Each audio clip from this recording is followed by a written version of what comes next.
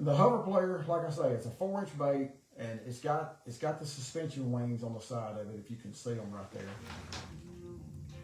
So what these wings do, for those of y'all that are familiar with a lot of the baits that come from overseas, out of Japan and stuff, they started putting these wings on here to help the bait maintain a good, true level action. So when you put this bait on a jig head and you cast it out, trying to fish it for suspended fish, it doesn't just want to nose dive on you. These wings on the side, and mine are a little more pronounced than most. I kept playing with it, and realized that the bigger that I made it, the better it actually performed.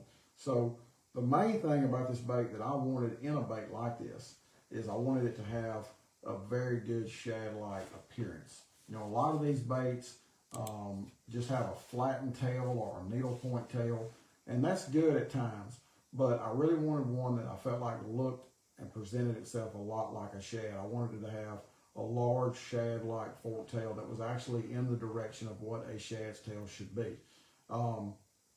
So been messing with this for a long time. It's got the same triangular lateral line on it as what the hover shad, the player shad itself has. So it's a real thin bait, but it doesn't just kind of spaghetti noodle and fall off in your hand. And it transmits. You can see if I touch my finger at all, you can see the tail of that bait jump. So it transmits the energy through those lines from the nose all the way to the tail to give the bait a really nice subtle swimming action. It's also got little rings just above the tail that help the bait catch a little bit of water and add a little resistance. And this bait also, just like the Snapshot, makes a fantastic bladed jig trailer.